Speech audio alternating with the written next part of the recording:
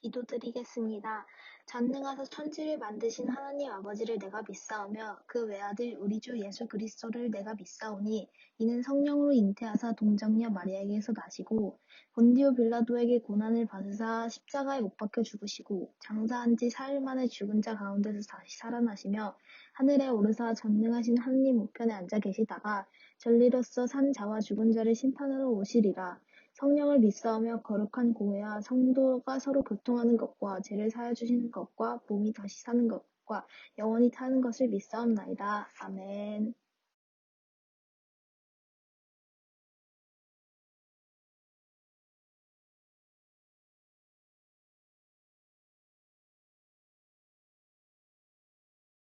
너희도 성령 안에서 하나님이 거하실 처소가 되기 위하여 그리스도 예수 안에서 함께 지어져 가느니라.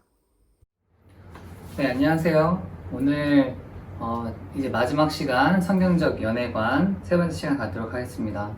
잠깐 기도하고 우리 같이 말씀 나눌게요. 사랑하는 주님 감사합니다. 우리 함께 주님의 말씀 나누게 하셔서 우리가 성경적인 연애관을 갖게 해주셔서 감사합니다. 하나님 오늘도 우리에게 말씀하시고 하나님 우리에게 듣는 길을 주셔서 주님 우리 안에 이 성경적인 연애에 대한 아버지의 마음과 생각이 우리 안에 들어와서 심기게 해주시고 그러한 삶의 모습들이 우리 학생들의 삶 가운데 나타나게 해주셔서 이 시간도 우리의 모든 말씀을 듣고 전하는 모든 시간 주관해 주시고 이 시간을 통하여서 주님만 높임 받으시길 구합니다. 감사드리며 예수님의 이름으로 기도드렸습니다. 아멘. 네, 우리 이 시간에 같이 말씀 먼저 나누겠습니다.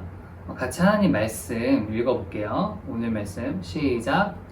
너희도 성령 안에서 하나님이 거하실 처소가 되기 위하여 그리스도 예수 안에서 함께 지어져 가느니라. 아멘. 네, 오늘 말씀 보니까 우리가 하나님이 거하실 처소라고 한 번 더 말하고 있죠. 그리고 우리가 예수 그리스도 안에서 함께 지어져 갈 것이라고 이렇게 말하고 있어요. 네, 우리가 함께 지어져 간다. 우리가 지난 시간에 우리가 성전인 거를 배웠는데 우리가 성전으로서 살아갈 때에는 함께 지어져 가는 게 너무 중요하다는 거예요. 나 혼자서 지어지는 게 아니라 성경 오늘 말씀 보니까 우리가 성전으로서 어떻게 된다? 함께 지어져 간다라고 말하고 있다는 거죠. 네, 오늘 말씀에 대해서 나누기 전에 우리 지난 시간에 처음에 나왔던 말씀들을 하나씩 좀 점검해 보도록 할게요. 우리 첫 시간에 세계관에 대해서 배웠는데 성경적 세계관에 대해서 배웠던 거 기억나죠? 네, 성경적 세계관은 무엇인가? 세계관이란 걸 먼저 보면 세계관은 만물을 바라보는 관점이고 현실을 판단하는 기준이라고 그랬어요. 그렇죠? 그리고 그것에 따라서 우리 인간의 그 세계관에 따라서 문화, 삶이 형성된다고 배웠어요. 그렇죠? 네. 그리고 이 성경적 세계관과 세속적 세계관의 차이가 있다고 했죠. 성경적 세계관은 뭐예요? 말씀에 의해서 내 세계관이 세워진 거라고 했어요. 그래서 중요한 게 무엇이다? 성경 말씀이 중요하다고 했어요. 세속적 세계관은 무엇이 중요하다 했죠? 내 감정과 생각이 중요하다 그랬어요. 그래서 내 감정과 생각에 따라서 내가 살아가는 나의 양식이 정해지는 게 세속적 세계관이에요. 그래서 말씀에 중심을 두고 있느냐, 내 감정과 생각에 중심을 두고 있느냐가 이 세계관의 정립의 가장 큰 차이라고 했어요. 그래서 연애 관점으로 이걸 봤을 때 성경적으로는 연애 관점이 어떻게 지어지죠? 질서가 있고 그리고 책임을 지는 연애를 하게 되고 그리고 이타적인 서로를 위한 연애를 하게 되고 본이 있다 그랬죠. 예수 그리스도를 닮아가는 예수 그리스도의 모습을 보여주는 본이 있다고 했어요. 그리고 우리의 존재는 영원부터 영원으로 이어지는 존재인 걸 알아서 우리 삶에는 더 큰 소망이 있고 우리 삶에는 이 영원으로 가고자 하는 이러한 새로운 방향에 대한 설정으로 연애를 시작하고 연애를 마친다는 거예요. 그에 비해서 세속적인 건 어떻다 그랬죠? 무질서하고 책임을 지지 않아요. 그리고 이기적이고 본이 없어요. 모든 사람이 각각의 양식을 가지고 살아요. 그리고 탄생하고 죽음으로 끝나는 굉장히 허무한 시각에서 연애를 시작하게 돼요. 그래서 전사님 한 번 더 오늘 함께 묻고 싶은 게 뭐냐면 우리는 성경적 세계관을 가지고 살아가고 있는가? 우리 서로가 한 번 더 질문해 보면서 오늘 계속 봤으면 좋겠습니다. 그래서 지난 시간에 이 성경적 세계관으로 우리가 창세기부터 봤더니 우리의 존재를 배웠잖아요. 우리 존재가 하나님의 형상으로 지어진 존재고 그래서 우리 원래 모습 어떤 거예요? 하나님의 얼굴을 서로에게 보여주는 존재라는 거죠. 그래서 우리의 사랑은 하나님으로부터 온 사랑이어야 되고 그 사랑이 서로에게 전달이 돼야 되는데 우리가 성경에서 말씀에서 벗어나서 내 마음대로 연애를 하려고 그러고 사랑하려고 하다 보니까 각각의 자기의 모양대로 사랑하려고 한다는 거죠. 그래서 하나님의 사랑보다는 내 개인의 사랑을 가지고 사랑할 때가 많은데, 그럴 때는 어때요? 그 사랑을 온전히 보여주지 못한다는 거죠. 세속적인 세계관의 연애관으로 살아간다는 거죠. 그래서 지난주에 우리 같이 나왔던 게, 그럼 우리가 어떻게 다시 회복할 것인가에 대한 주제로, 두 번째 주제가 회복에 대한 주제였어요. 기억나죠? 네, 이 주제에 대해서 기억을 하셔야 됩니다. 그래서 회복이 어떻게 이루어지는가? 첫 번째는 하나님으로부터 하나님으로 향하는 회복이 이루어져야 되고, 두 번째는 그 회복된 내 자신이 다시 사람으로 향해서 회복되어야 한다고 말했어요. 그래서 우리의 정체성이 뭐라 했어요? 우리는 모세의 장막으로 시작했던 이 성막으로 시작해서 솔로몬의 성전으로 해서 예수님이 죽으시고 예수님이 휘장을 찢으시면서 우리 몸이 성전이 된다라고 지난 시간에 나왔어요. 그리고 성전의 역할은 뭐예요? 그 안에 제사가 있다. 제사는 어떻게 이루어진다 했죠? 제사는 그 제물을 드리면서 그 제물의 온전함과 나의 부정함과 나의 연약함과 나의 회복되어지지 못한 모습이 전가되면서 이게 뒤바뀌는 것이 제사가 됐어요. 제일 중요한 게 뭐라 했죠? 우리가 그 제물에 손을 얹고 기도하며 나의 믿음을 고백하는 그 순간이 우리의 믿음이 드러난다라고 했죠. 그래서 신약뿐만 아니라 구약에서도 이미 제사에서 믿음이 나타나고 있어요. 우리가 그 제물을 향해서 믿음을 고백하는 그 믿음이 오늘날 우리가 예수님을 향해서 예수님의 그 온전하심이 내 안에 들어오도록 고백하는 그 믿음의 제사가 오늘날 우리 예배 가운데, 우리 삶 가운데 이어지고 있다는 것을 같이 나눴어요. 네. 그래서 우리 안에는 이 성전으로서의 회복이 계속 이루어져야 되고, 우리가 살아갈 때 우리 정체성이 하나님이 내 안에 거하셔서 내 안에서 하나님의 형상이 회복되어지면서, 그래서 다른 사람들과 만났을 때 내 안에 회복된 하나님의 형상이 드러나는 것이 회복의 본질이에요. 그리고 전사님이 꿀팁을 주자면 연애를 잘한다는 건 뭐냐면 하나님과의 관계가 얼마나 가까운가가 여기에 달려있어요. 그러니까 내가 하나님이랑 가까울수록, 오늘 결국 이 연애의 굉장히 중요한 팁이 여기서 시작하는데, 하나님과의 가까운 나의 관계가 결국 연애 고수가 되는 지름길이라는 거예요. 아멘? 네, 그래서 우리는 하나님과의 관계를 최우선적으로 여겨야 돼요. 그리고 그게 어떻게 다른 사람과의 연애할 때 이어지는지 오늘 나눌 거예요. 그래서 오늘 세 번째 주제는 바로 딴딴 이거예요. 함께 지어가기 위한 실제들. 그래서 우리가 함께 성전이 되어서 함께 예수님을 우리 안에 담고 함께 이제 같은 하나의 성전이 되어서 지어져 가는 것인데, 그럴 때 어떤 실제가 있는지 전사님 오늘은 그 실제들을 좀 실제적인 이야기들을 같이 나눠보려고 합니다.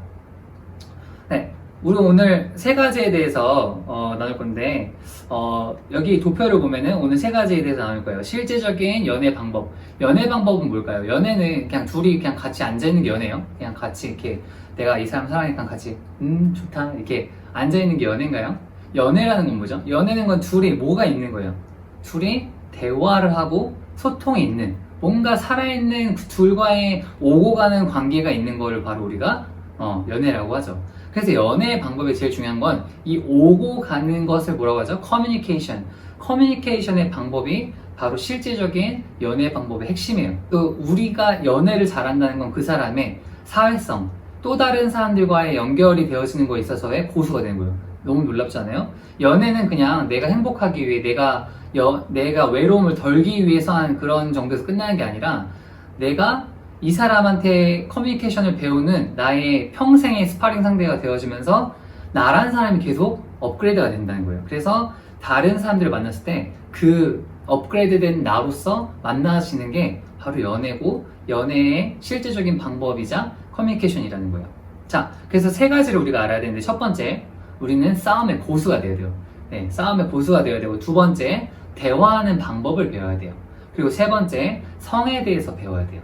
오늘 이 세 가지에 대해서 실제적인 연애 방법을 나눠보려고 합니다. 자, 첫 번째, 싸움의 고수. 여러분, 이 싸움 고수라는 말이 좀 웃기죠? 왜 갑자기 싸움 고수라는 언급하나 이렇게 얘기할지 모르는데, 여러분, 연애에 있어서 굉장히 실제는 뭐냐면, 여러분, 그거 아세요? 우리나라에서 가장 이혼율이 높은 그 나이가 어느 때냐면은 바로 신혼 때라는 거. 특히 신혼여행 갔다 돌아오면서 헤어지는 커플이 30%라는 거예요. 그러니까 세 쌍 중에 한 쌍이 그 허님은 신혼여행에서 돌아오는 비행기에서 혼인 이혼서를 작성하면서 온다는 거죠. 너무 슬픈 이야기죠.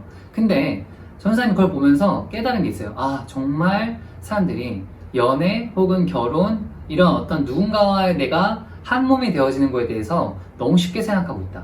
어떤 우리가 연애한다라는 걸 생각했을 때 그냥 너무나 막 화사한 엄청난 꽃밭을 걷는 그런 낭만적인 것만 생각하는 게 가장 큰 문제인 것 같아요.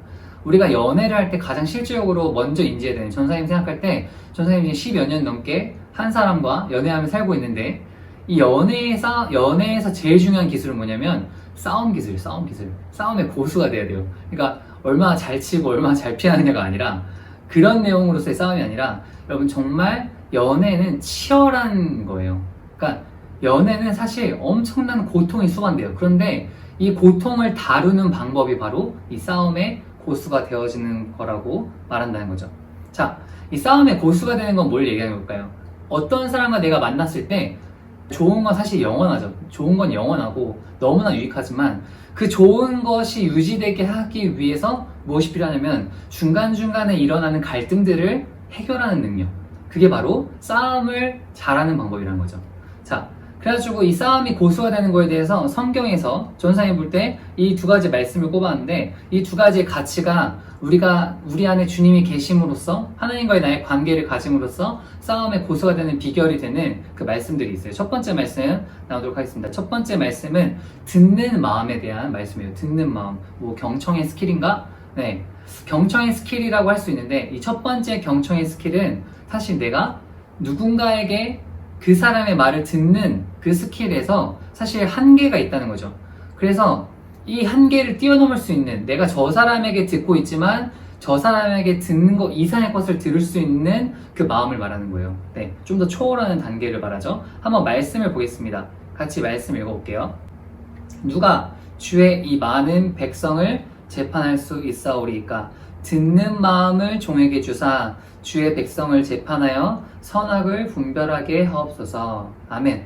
여러분, 이 말씀은 솔로몬이 왕이 되었을 때, 그래서 아버지 다윗이 명령했던, 그래서 나에게 주었던 그 유업, 성전을 짓는 일을 할 때 왕이 먼저 되어서 백성을 바라보면서 솔로몬이 가졌던 걱정과 함께 시작되는 기도예요. 뭐냐면 이미 다윗 때 이스라엘은 남북이 통일이 됐어요. 남유다와 북이스라엘이 다윗 시대 때 통일이 됐어요. 그러니까 엄청나게 거대하고 부강한 나라가 됐다는 거죠. 그런데 거기에 왕이 되었어요. 다윗이 실제적으로 이 통일 왕국 시대에 첫 번째 왕이 된 사람이 바로 이 솔로몬 왕인데, 이 솔로몬 왕 때에 백성이 너무 많았던 거예요. 그러니까 다윗 때는 이미 다윗이라는 사람을 다 잘 알고 있는 백성이었는데, 아들이 등장했을 때 모든 백성의 관심이 뭐였을까요? 와, 저 왕이 잘할까? 과연? 그런데 솔로몬은 그 백성들, 모래수같이 많은 백성들을 보면서 두려운 마음이 있었던 거죠. 아, 내가 이 백성들 어떻게 치리하지? 라고 생각하면서 하나님한테 이 기도를 드린다는 거예요. 이 기도가 뭐죠? 주님, 저에게 듣는 마음을 주세요. 그래서 어떻게 해요? 그 마음으로 백성을 재판하여 선악을 분별하게 하옵소서라고 말하고 있어요. 여러분, 여기서 듣는 마음을 달라고 하는데, 이 듣는 마음은 누구에 대한 걸까요? 백성들한테 듣는 마음? 주님, 제가 왕으로서 민원을 잘 듣게 하여 주소서, 이런 기도일까요? 그런 기도가 아니죠. 듣는 마음은 하나님에 대해서, 하나님, 제가 모든 하나하나의 결정을 내릴 때마다 하나님께 듣게 해주세요 라고 하는, 내 귀가 하나님께 향하고 있다라는 기도예요. 엄청 놀라운 기도죠. 주님, 내가 하나님께서 오는 그 뜻과 마음을 들을 수 있는 이 마음을 주세요라고 하는 기도가 솔로몬의 기도였다는 거예요. 그래서 그렇게 해서 뭘 원했던 거예요? 선악을 분별하게 하옵소서. 여기서 선악이라고 말하는 것은, 여러분, 선악은 굉장히 주관적인 거 알죠? 선악의 근거는 굉장히 주관적이지만, 여기서 말하는 선악의 근거는 누구예요? 하나님 앞에서 뭐가 옳고 그른지에 대한 분별이라는 거죠. 그러니까 하나님께 내가 계속 맞춰졌을 때 어때요? 하나님이 선하신 분이기 때문에 하나님의 선하심이 내 삶에 계속 내려오겠죠. 이것을 솔로몬이 구했다는 거예요. 자, 그러면 이 기도가, 우리가 듣는 마음이 왜 싸움의 기술에서 중요할까? 여러분, 이 연애할 때 상대방과 내가 연애를 하면서 만나잖아요. 그러면은 여러분, 우리의 존재는 너무나 달라요. 한번 이 도표를 볼게요. 자, 이 도표를 보면은 두 가지 유형의 사람이 나와요. 첫 번째는 방어형, 두 번째는 공격형. 여러분, 인간은 더 많이 나눠지지만 대표적으로 이렇게 두 가지로 나올 수 있다는 거예요. 자, 그럼 이 방어형인 사람과 공격형인 사람이 만났을 때 실제로 이 사람이 방어형이든 공격형이든 둘이 딱 만난 순간 어쩔 수 없이 공방전이 일어난다는 거예요. 무슨 말이냐면은 서로를 이해하기 위한 씨름이 일어나는데 우리 이거를 갈등이라고 불러요. 그런데 서로가 말하는데 여러분, 우리 인간이 커뮤니케이션 하기에서 가장 커뮤니케이션이 잘 되는 퍼센테이지가 몇 퍼센트일 것 같아요? 95%? 80%? 70%? 네, 80%라고 그래요. 80%. 가장 서로가 얘기했을 때 그거를 저 사람이 생각해서 전달했던 게 가장 정확하게 전달되어지는 정도가 고작 80%라는 거예요. 가장 잘 된 게. 그럼 보통 어떻다는 거죠? 저 사람이, 같은 사람이 사과를 말했을 때 우리가 떠올리는 사과는 제각각이라는 거예요. 그러니까 사과를 이해하긴 하지만 우리 안에 전달된 정확한 그림은 그 정확도가 굉장히 낮다는 거죠. 자, 그랬을 때 우리가 커뮤니케이션 할 때 상대방이 뭘 말하는지 잘 모른다는 거예요. 그리고 우리가 살아오는 삶이 너무 달라. 내가 이렇게 방어적인 사람이 되기 위해서, 저 사람이 공격적인 사람이 되기 위해서 우리가 자랐던 성장 과정을 너무나 몰라.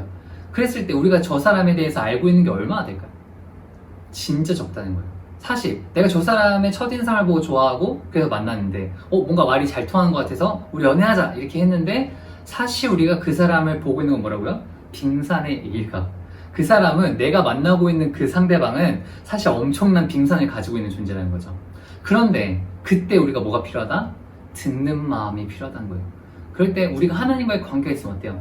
전사님이 그랬어요. 전사님이 처음에 전사님이 이 아내 사모님 만났을 때 너무 좋았어요. 그냥 너무 좋았어. 그냥 너무 사랑하고 그냥 제 눈에서 막 꿀이 떨어지고 막 그냥 너무 행복했어요, 전사님이. 근데 전사님이 사모님 만났을 때 너무 좋은데 모르겠는 거예요. 이 사모님이 어떤 사람인지 전혀 모르겠는 거예요. 전사님이 뭘 했을까요? 그래서 전사님이 하나님과의 관계가 진짜 뜨거웠거든요. 그러니까 항상 전사님의 관심은 저 사람을 알기 위해서 하나님한테 간 거예요. 하나님한테 가서, 주님, 저 딸이 어떤 딸인지, 저 여자가 어떤 여자인지 저한테 알려주세요.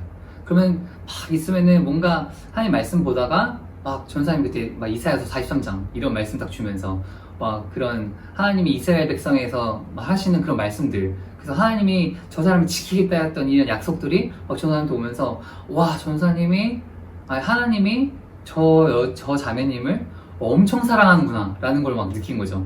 그리고 전사님이 뭔가 그때 전사님이 20살이었기 때문에 굉장히 어렸어요. 사모님도 20살이었고 굉장히 그 20살들이 가지고 있는 또 이 불안함이 있거든요. 그런데 그 불안 가운데 전사님이 이런 마음이 드는 거예요. 어떻게, 무슨 말 해주죠? 저는 하나님, 저 자매님의 마음을 잘 모르겠어요. 그래서 제가 뭘 했으면 좋을까요? 뭘 하면 좋을까요? 했을 때 하나님이 저한테 어떤 그런 감동들을 주시는 거예요. 어떤 좋은 마음들을 막 주시는 거예요. 그래서 그거를 그냥 전달해 줬어요. 그냥 이런 마음이 있어요. 이런 자매님에 대해서 이런 마음이 드네요. 왜 얘기했는데 사모님이 너무 좋아하는 거예요. 그렇게 해서 어떻게 보면 사모님이 전사님한테 더 호감을 가졌을지도 모르죠. 그리고 또 이럴 때가 있었어요. 전사님이 이제 연애를 막 하고 열심히 사랑을 했죠. 열심히 서로 알아가려고 막 아웅다웅하고 있을 때 막 잘 모르겠는 거예요. 전사님이 이해할 수 없는 모습들이 막 오는 거예요. 여자로서, 또 개인으로서 전사님이 이해할 수 없는 그런 모습들이 막 찾아올 때 전사님이 할 수 있는 걸 다 했어요. 진짜 내가 최선을 다해서 내가 할 수 있는 모든 최선을 다하고 이제 난 다 했다. 난 더 이상 할 게 없다. 라고 하고 있을 때, 그때 갑자기 그냥 주님 앞에 가서 기도하게 됐어요. 하나님, 어떻게 해야 되죠, 제가? 저는 이제 화낼 힘도 없고 뭘 해야 될지도 모르겠어요 라고 하고 있는 그때 그냥 하나님이 제 안에 그런 감동을 주신 거예요. 그냥 가서 왜 그랬는지에 대한, 전사님 아까 대화하면서 이 여자가 지금 왜 저런 말을 하고 있는지에 대해서 깨달음이 막 생기더라고요. 그래가지고 가서 그 말을 또 전해줬어요. 혹시 이러이러해서 그 마음이 상했니? 이것 때문에 혹시 마음이 그랬었어? 라고 물어봤을 때 갑자기 사모님이 막 우는 거예요. 그러면서 약간 그 마음이 만져지는 느낌? 그래서 내가 막 내 생각대로 말하고 막 맞추려고 내가 알고 있던 내 방식대로 했을 때 안 됐던 게, 주님 앞에 나아가서 내 안에 계신 주님을 내가 믿고 성령님께 그걸 여쭤봤을 때 주님이 나에게 해주셨던 말씀이 정말 그 사람한테 전달이 됐다는 거죠. 그러니까 우리가 성전이기 때문에 이게 가능하다는 거예요. 그래서 전사님이 지금 성전에 대해서 계속 말하고 있고, 그래서 어떻다는 거죠? 우리가 서로 다른 사람이지만 전사님이 이 싸움이라고 하는 이 갈등을 이겨내는 능력 중에 듣는 마음. 하나님께 이거를 듣고 우리 안에 계신 성령님께 이거를 들으려고 하는 이 마음이 싸움의 보수가 되는 첫 번째 방법이라는 거예요. 아시겠죠? 여러분도 성전이시고 여러분들 안에 성령님이 계시기 때문에 우리가 예수 그리스도의 피로 언제든지 주님께서 우리 안에 거하실 수 있는 성전이 되었기 때문에 우리가 예수님의 피를 의지해서 아버지 하나님께 나아가면 하나님 우리에게 말씀하세요. 그래서 우리는 이 연애라는 걸 할 때 계속 들을 줄 알아야 돼요. 그래서 이것이 첫 번째였고, 자, 두 번째는 무엇이냐면은 은혜와 진리입니다. 여러분, 이 은혜와 진리는 여러분의 나이가 들면 들수록 정말 와닿는 말씀이 될 거예요. 자, 이 말씀 한번 읽어보겠습니다. 시작. 말씀이 육신이 되어 우리 가운데 거하심에 우리가 그의 영광을 보니 아버지의 독생자의 영광이요 은혜와 진리가 충만하더라. 아멘. 자, 이 말씀을 보니까 뭐라고 돼 있어요?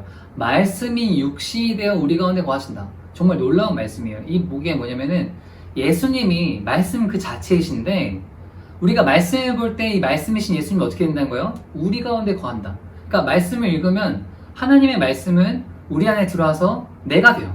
그러니까 하나님의 우리가 말씀을 듣는 이유가 뭐예요? 하나님의 말씀을 들었을 때 그 생각과 그 마음들이 나의 생각과 마음이 돼서 예수님의 형상이 내 안에 회복되어지는 것. 그래서 사람들이 그 예수님이 오셨을 때 정말 육신으로 오셨을 때 예수님을 봤더니 예수님한테서 그 아버지의 영광이 아주 빛났다는 거죠. 여러분 여기서 성경에서 말하는 영광은 하늘에서 비춰지는 빛이에요. 근데 이 빛은 뭐냐면 계시되어지는 빛이거든요. 그러니까 우리가 누군가를 계몽한다, 누군가가 깨우쳐진다 라고 했을 때 그것을 빛으로 많이 표현을 하는데 아버지의 영광의 빛이 비춰졌을 때 사람들한테 무슨 일이 일어났던 거예요? 하나님 아버지를 아는 지식이 생겨난 거예요. 그러니까 예수님을 딱 봤더니 누가 보인다는 거죠? 하나님 아버지가 보였다는 거예요. 그게 바로 아버지와 독생자의 영광이라는 거죠. 근데 우리 안에 무엇이 있을 때? 말씀이 있을 때 내 안에서 뭐가 비춰지는 거예요? 하나님 아버지와 그 독생자의 영광, 그분을 알 수 있는 빛이 비춰진다는 거죠. 근데 그분 아는 빛이 지금 뭐라고 돼 있어요? 은혜와 진리라고 말하고 있어요. 자, 은혜와 진리는 굉장히 성경 안에서 두 축으로 나눠지는 하나님과 예수님의 성품이에요. 예수님을 나타낼 때 어떤 성품을 나타내냐면은 사자, 으앙 하는 사자. 그래가지고 통치하고 심판하고 공의를 세우는, 옳은 거를 얘기하고 악인들을 멸하시는 그런 심판자의 모습. 그래가지고 그게 바로 진리의 모습이에요. 진리의 검으로서 나오는 어그러진 것들에 대해서 아니라고 말해줄 수 있는 강력한, 그게 바로 진리예요. 그게 하나님의 예수님의 성품 중에 한 거대한 축이라는 거죠. 사자로서. 그리고 은혜라는 건 뭐죠? 은혜는 어린 양의 모습이에요. 어린 양이신 예수님께서 어떻게 하셨어요? 우리를 위해서 죄가 없으신데 그분이 죽으시면서 뭘 했죠? 우리의 죄인데 그냥 그분이 다 짊어지신 거예요. 그건 뭐죠? 이 죄에 대한 어떤 액션이 있어서가 아니라 그냥 예수님이 다 짊어지신 거예요. 다 짊어지시고 어떤 거죠? 용서하신 거예요. 놀라운 하나님의 예수님의 성품이죠. 그러니까 이것은 뭐냐면 사자로서의 진리를 가지신 예수님과 이 어린 양으로서의 모든 걸 짊어지시고 죽으신 예수님의 성품이 성경에서 가장 큰 축과 성품이라는 거죠. 왜 은혜와 진리가 영광으로 드러나는 줄 아세요? 그게 하나님이 우리 안에서 우리 안에 다시 회복하시기 원하시는 하나님의 모습이기 때문이에요.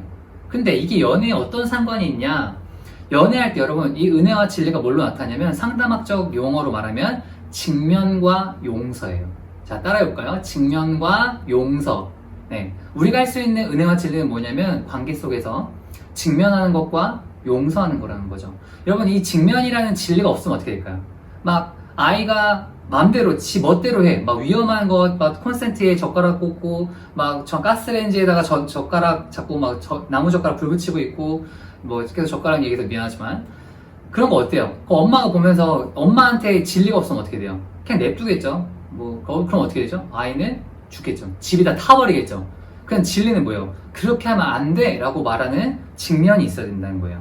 그러면 또 이 용서하고 은혜는 어떤 측면일까요? 아이가 잘못했어요.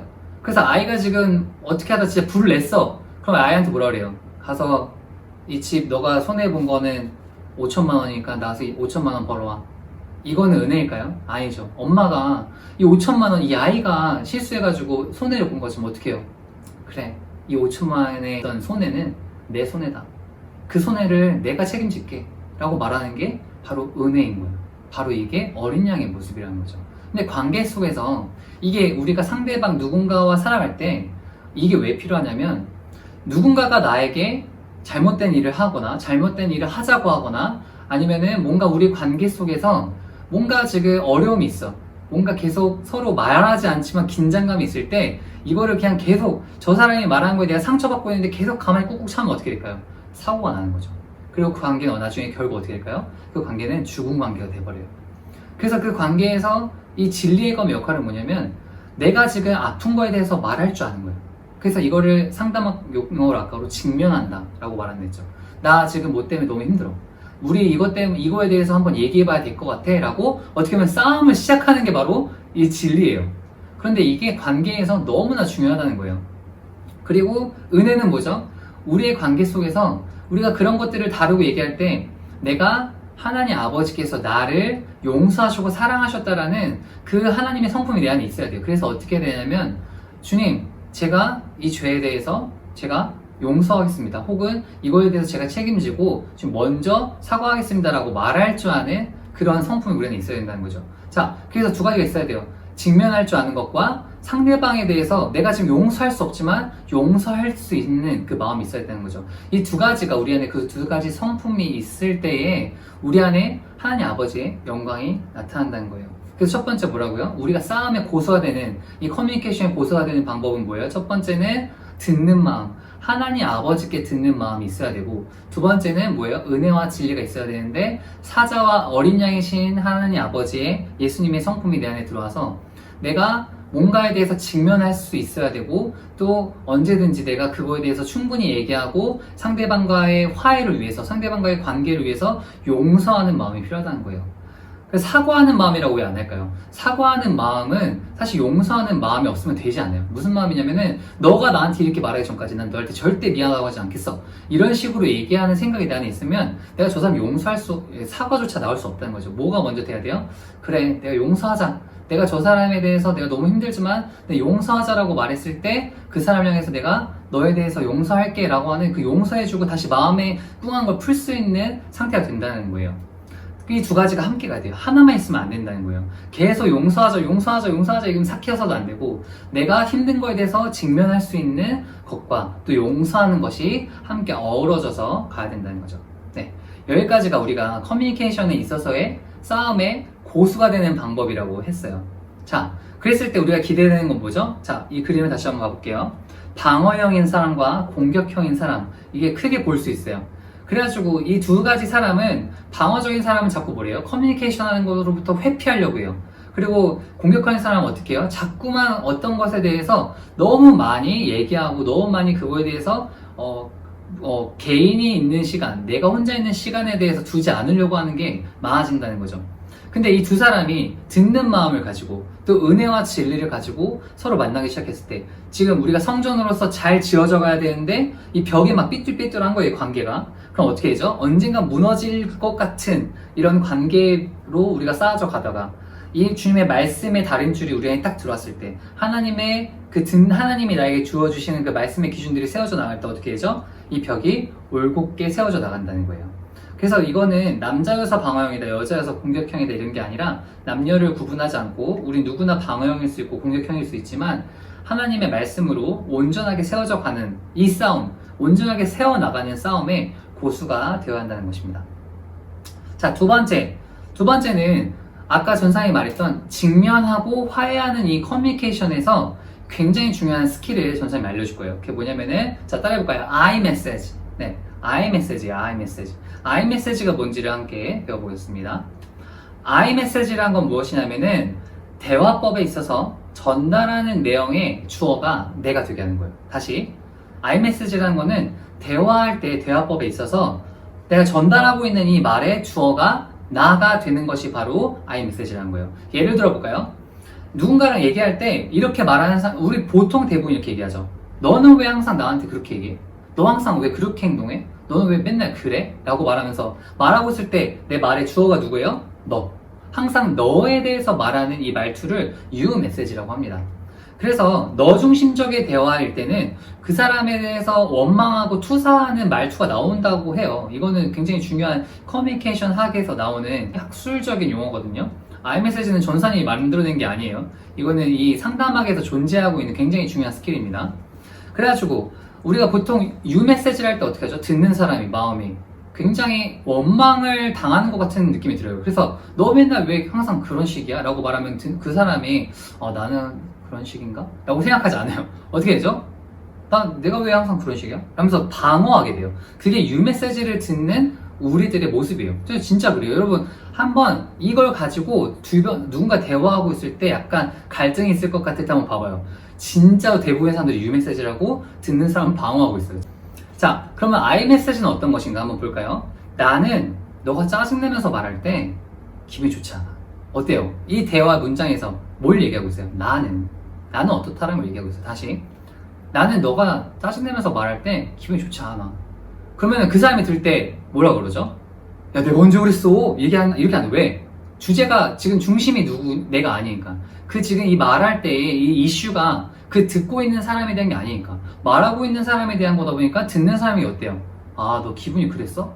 어때? 바로 되게 자연스럽지 않아요? 대화가? 야, 너가 나한테 그렇게 얘기할 때 기분이 좋지 않아. 그럼 상대방이, 야, 내가 뭐라 그랬지? 이렇게 얘기한다니까?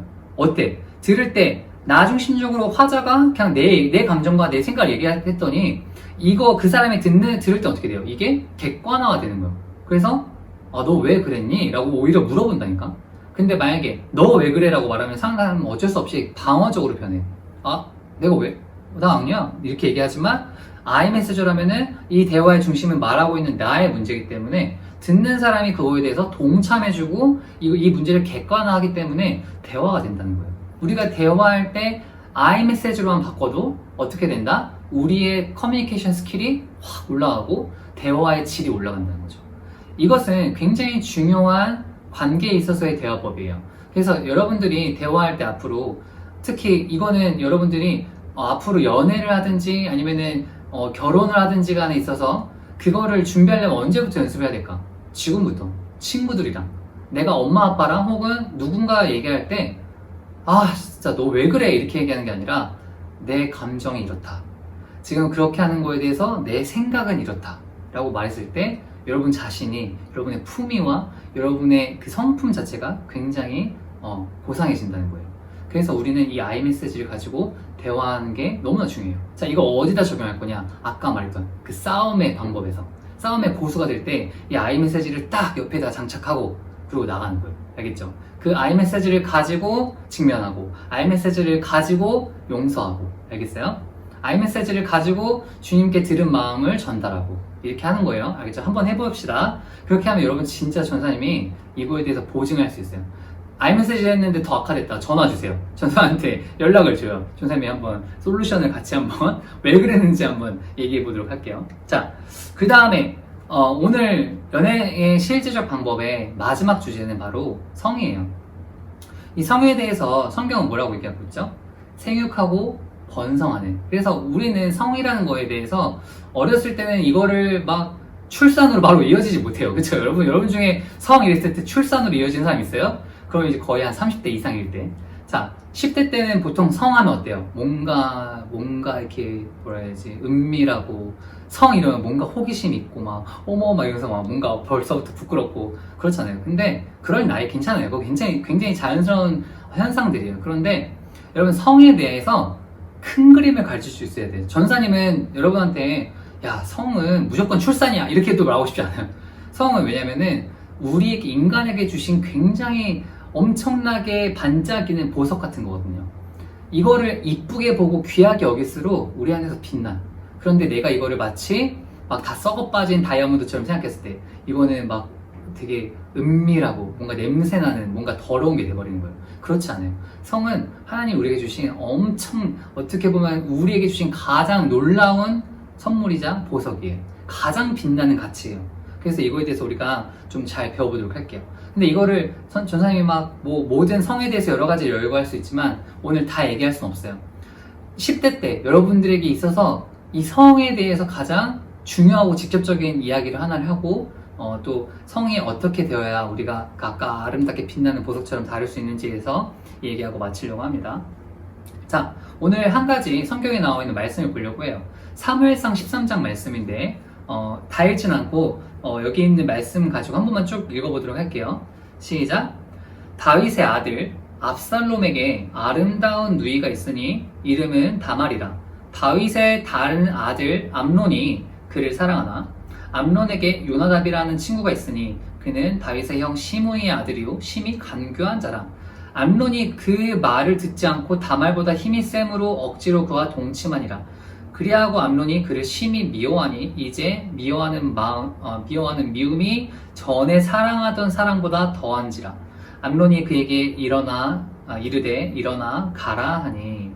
이 말씀을 보니까 다윗의 아들 압살롬에게 아름다운 누이가 있었다고 하죠. 그 이름이 뭐라고 했어요? 다말이라고 하는 다윗의 어떻게 보면 다윗의 딸인 거죠. 다윗의 딸이고 압살롬, 다윗에게 그때는 아내가 많았기 때문에 그 아내 중에 한 사람에게 압살롬과 다말이라고 하는 이 남매가 있었던 거예요. 그리고 그 다음에 3절에서 암논이라고 하는 사람이 등장하는데 이 암논은 또 이복이에요. 이복 형제인 거죠. 다른 부인으로부터 낳은 아들인 거죠. 그래서 지금 좀 되게 복잡한데 어쨌거나 사실상 같은 엄마한테서 나오지 않았기 때문에 이복 형제이기 때문에 사실상 이 당시에 결혼할 수 있었던 관계라는 걸 지금 말하고 있는 거예요. 자, 근데 그 암논에겐 또 요나답이라고 하는 친구가 있다고 제3의 인물이 나오죠. 근데 또 이 요나답 누구예요? 다윗의 형 시므이의 아들, 그러니까 사촌 관계. 다윗의 아들은 아니고 시므이라고 하는 다윗의 형의 아들이죠. 근데 뭐라고 하고 있어요? 심히 간교한 자라고 말하고 있어요. 자, 그래가지고 무슨 사건이 있었냐면 이때 다말이라고 하는 여자가 있었고 압살롬의 누이고 암논이라고 하는 다른 이복 오빠가 있었어요. 자, 그런데 이 암논이라는 왕의 아들이 다말이라고 하는 여자를 너무 사랑했다는 거예요. 근데 아직 결혼도 안 했고 어떤 관계도 아니었어요. 그냥 너무 사랑했어요.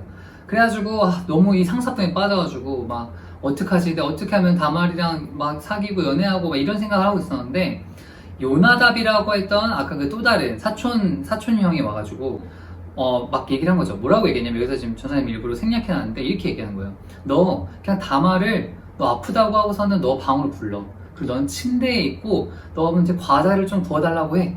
그렇게 얘기하는 거 어떻게 하는 거예요? 그리고서는 다말을 범해 라고 이렇게 얘기한 거죠.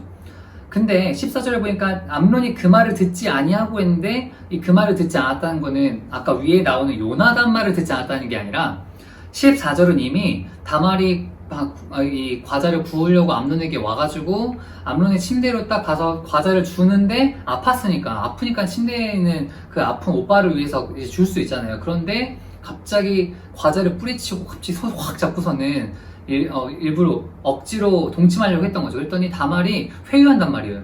여기서 이러면 안 된다. 지금 나에게 이렇게 하는 거는 너무나 큰 죄악이고 이스라엘에 있을 수 없다. 차라리 아빠 다윗에게 가서 얘기해라. 우리는 결혼할 수 있는 관계다. 그래가지고 이 죄악을 하지 말라라고 말했는데 14절에 암논이 그 다말의 말을 듣지 않고 어떻게 해요? 억지로 다말이랑 동침했다는 거예요. 자, 그 다음에 15절이 이제 굉장히 중요한 건데 어때요? 암논이 다말이랑 억지로 동침한 다음에 그래서 암논이 다말을 심히 사랑한지라, 더 사랑한지라, 그래서 결혼까지 이어져서 잘 행복하게 살았더라. 이 말씀이 아니죠. 뭐라고 얘기하고 있어요? 암논이 그를 심히 미워하니. 그 다음에 뭐래요? 미워하는 미움이 전의 사랑보다 더한지라. 우리 안에 이 성에 대한 그냥 호기심과 정욕을만 가지고 이렇게 성관계를 했을 때 어떻게 돼? 내가 그 사람과의 실질적인 관계를 가졌기 때문에 그 대상에 대한 사랑이 아니라 사랑이 있을지라도 뭘로 바뀐다? 미움으로 바뀐다는 거예요. 그래서 우리가 혼전순결을 얘기할 때 혼전순결이 도덕적으로 나쁜 거예요? 뭐 그게 도덕적으로 옳고 그름을 얘기할 수 있어요? 라고 말하는데 그건 도덕적인 것을 가치를 나누기 이전에 이미 우리의 생물학적으로 남자들이 왜 소중히 여기는 여성과 성관계를 갖지 말아야 하는가 성경이 말해주고 있다는 거예요. 뭐예요? 내가 그 사람과 성관계를 갖는 순간 남자들은 약간 모르겠어요. 못됐다고 해야 될지 어떻게 보면 억울한 거예요. 우리가 몸에 가지고 있는 이 생물학적 시스템이 그래. 갑자기 그 여자에 대한 마음이 사라진다는 거예요. 그리고 성경은 더 심하게 말하고 있죠. 이전 사랑했던 마음보다 더 심하게 미워하고 있어요. 그래서 어떻게 하죠? 암논이 말해요. 나가라. 다말한테 나가. 그랬더니 다말이 뭐라고 하는 줄 알아요? 나를 강간한 것보다 나를 범한 것보다 지금 이렇게 나를 내쫓는 게 더 큰 악이다. 그런데 어떻게 해요? 아, 생각해보니까 그건 그렇네? 그럼 잠깐 여기 있어. 내가 너에 대해서 어떻게 처리할지 얘기해볼게.가 아니에요. 암론은 그 사람보다 더 불타는 미움이 생겼기 때문에 가차없이 다말을 쫓아냅니다.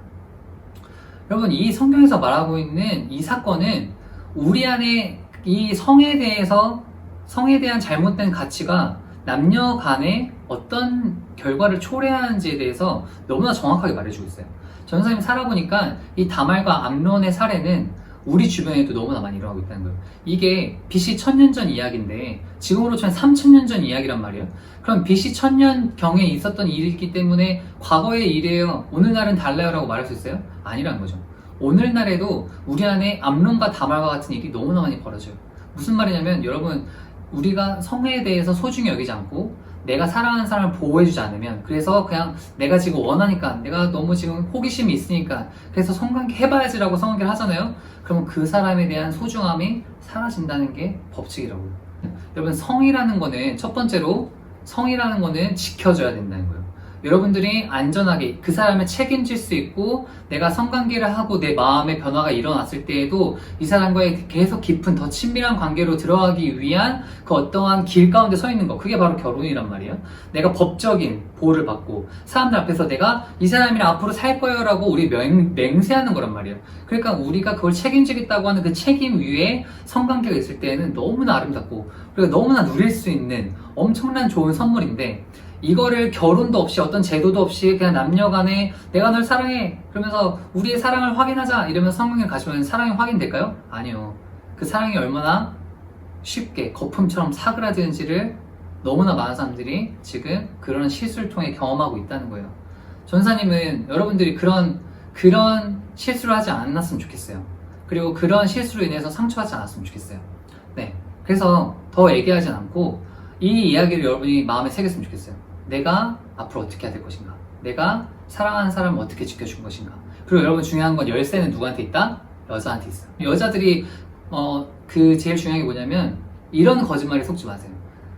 이 남자가 내가 내 몸을 주지 않으면 날 떠나겠지? 라는 이 거짓말에 절대 속으면 안 돼요. 오히려 내 몸을 내어줄수록 어떻게 된다? 남자는 그 여자가 쉬워져요. 진짜 이거는 진짜 빼박이에요, 빼박. 이건 법칙이야. 진짜로 여러분, 여자로서 더 소중히 여기를 받고 싶다? 그럼 자기 몸을 지킬 수 있어요. 이거는 정말 전사님도 경험했던 경험담이에요.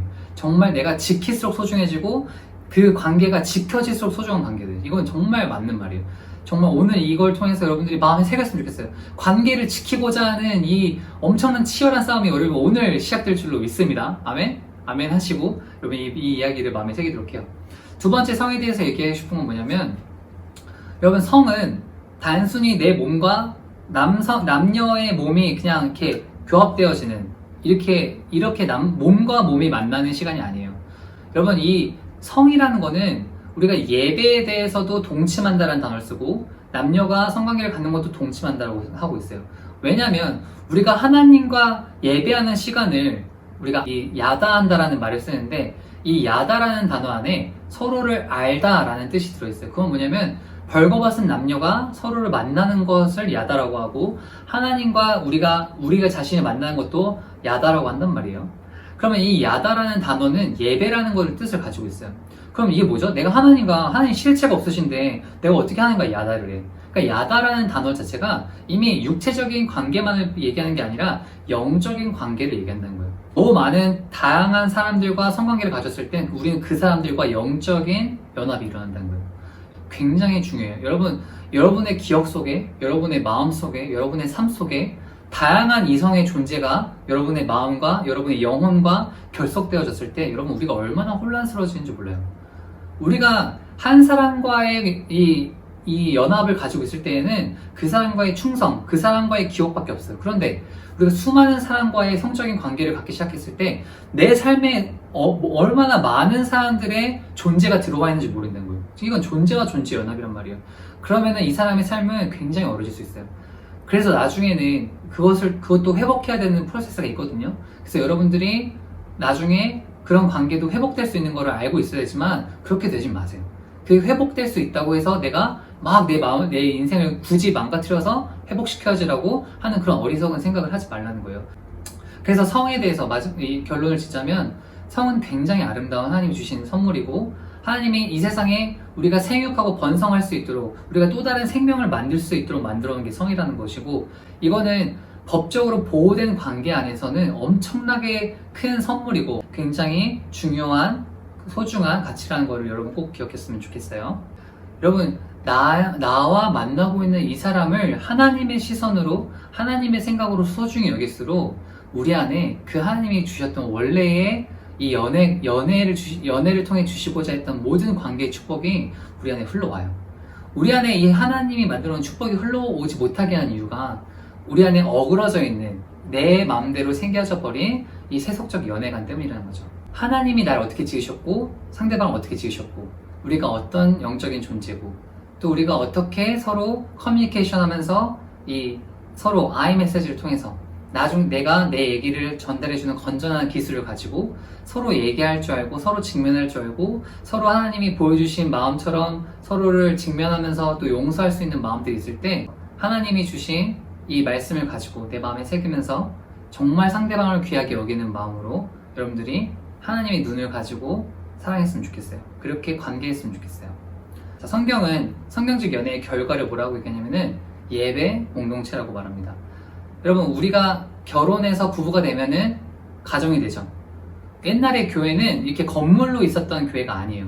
옛날에 교회는 다 가정 단위의 교회였어요. 누구 가정에서 예배를 드리고 누구 가정한테. 그래서 고린도 교회에게 편지하느니 이런 고린도 대형 순복음교회, 고린도 감리교회 이런 데다가 편지한 게 아니라 고린도에 있는 수많은 가정교회들한테 이걸 같이 돌려서 회람을 하면서 읽으라고 주는 그런 편지였단 말이에요. 그 말은 무엇이냐면은 여러분 그 당시에 두 사람이 만나서 한 몸을 이뤘을 때 그게 뭐가 된다? 교회가 된다는 거죠. 지금 여러분들이 이렇게 모여있는 것도 뭐예요? 교회예요. 여러분들이 지금 있는 그 집에서 여러분 엄마 아빠 있죠? 그게 뭐예요? 그게 부부이자 가족이자 또 무엇이다? 교회라는 거죠. 하나님은 이 교회를 뭐라고 부르세요? 계시록 말씀에 보면은 예수님의 신부라고 말해요. 마지막에 예수님이 다시 재림하실 때에 우리를 단장시키고 거룩하게 단장시켜서 하나님의 말씀대로 살고 있는 교회로 지금 이 교회 공동체를 통해서 준비시켜서 나중에 어떻게 한다 그래요? 마지막 때에 예수님과 하늘나라 혼인잔치에 우리가 초대된다라고 말하고 있어요. 그리고 뭐라고 하죠? 에베소서 5장 말씀에 보니까 남편이 아내의 머리이고 아내가 남편의 몸인 것처럼 왜 갈비뼈에서 나왔으니까 이 교회가 예수님의 뭐라고 말하고 있어요? 몸이다. 그리고 우리의 머리는 무엇이다? 예수님이다. 그래서 예수님이 머리신 예수님한테 우리가 계속 듣자고 얘기하는 거죠. 우리가 몸이기 때문에. 그리고 뭐라고 해요? 오늘 말씀이죠. 에베소서 2장 22절에 보니까 우리는 함께 교회로 지어져 간다라고 말하고 있어요. 우리가 하고 있는 이 모든 연애와 모든 관계가 다 뭐예요? 교회로서 지어져 가는 과정이라는 거죠. 마지막 때 오늘 또 코로나가 너무 심해서 여러분 교회를 못 왔잖아요. 계속 이 그런 코로나와 막 각각 처처에 여러 가지 흉흉한 소문들이 돌고 마태복음 누가 복음서에 보니까 이러한 일들이 뭐라 그래요? 예수님이 오실 때 마지막 때의 징조다라고 말해요. 그래서 흉흉한 막 질병이 전염병이 돌고 곳곳에서 막 흉한 소문이 돌고 이럴 때 뭘 기억하라? 예수님 오실 때가 다 됐다라는 거죠. 그때가 될수록 우린 뭘 해야 돼요? 두려워하고 선생님 처음에 얘기한 것처럼 두려워하고 서로를 경계하고 미워하고 우리만 나를 위해서만 살자 우리 가족만 잘 지켜야 된다 이러면서 살라는 거예요? 아니에요. 더 우리가 예수님을 닮은 형상이 무엇인지를 배우고 배울 수 있는 방법은 뭐예요? 오직 말씀밖에 없어요. 여러분 말씀을 많이 읽고 저 교회에서 말씀을 배우고 말씀을 들음을 통해서 우리 안에 하나님 아버지의 마음과 생각이 새겨져서 우리가 마지막 때를 살아갈 수 있는 예수님의 몸으로 지어져가고 거룩한 신부가 된다는 거죠. 이 마지막 때에 정말 그리스도의 신부가 되어지고 그리스도의 몸으로 지어지기 위해서 누군가를 만날 준비를 하고 좋은 생각을 가지고 하나님과 연결된 삶을 살고 하면서 여러분들이 이 마지막 때에 정말 예수님이 기뻐하시는 거룩한 신부된 교회가 되기를 축복해요. 우리 이 시간에 같이 기도하고 마무리하도록 할게요. 주님 감사합니다. 오늘 또 함께 말씀을 나누시게 하셔서 우리 개포교회 중고등부 학생들 주님의 말씀을 듣게 해주셔서 감사합니다. 주님 우리가 정말로 아버지 하나님께 주님 오늘 듣는 마음을 구합니다. 그래서 주님 우리가 성전인 것을 알고 또 우리가 주님 우리 안에 지금 예수님이 거하시고 성령님께서 함께 하셔서 우리에게 말씀하시고 있음을 믿습니다. 주님, 우리 아이들에게 말씀해 주시고 주님 가야 할 방향을 알려주셔서 주님, 우리가 지혜로운 마음으로 상대방을 향한, 나를 향한 아버지의 마음과 생각을 알게 하시고 또 지혜로운 마음으로 서로에게 잘 직면하고 서로 잘 화해할 수 있는 그런 주님, 그런 연애하고 커뮤니케이션하는 모든 것에 성경적인 기반으로 세워지는 우리 아이들 되기를 축복합니다. 주님, 그래서 우리 이 아이들이 마지막 때에 거룩한 교회로 주님 잘 지어지고 주님, 그래서 그 안에서 자신을 소중히 여기고 자신을 잘 지키는 거룩한 교회로 세워져서 아버지 마지막 때에 예수 그리스도의 모습을 세상 가운데 비출 수 있는 그런 빛과 소금 되는 주님, 이 교회가 되게 하여 주시옵소서. 그런 교회로 지어져가는 우리 중고등부 되게 하여 주시옵소서. 주님, 그렇게 이루실 주님께 감사드리며 이 모든 말씀 예수님의 이름으로 기도드렸습니다. 아멘.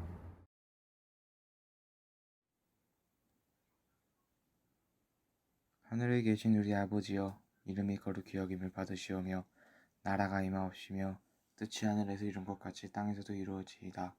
오늘날 우리에게 일용할 양식을 주시옵고 우리가 우리에게 죄 지은 자를 사하여 준 것 같이 우리 죄를 사하여 주옵시고 우리를 시험에 들게 하지 마시옵고 다만 악에서 구하시옵소서.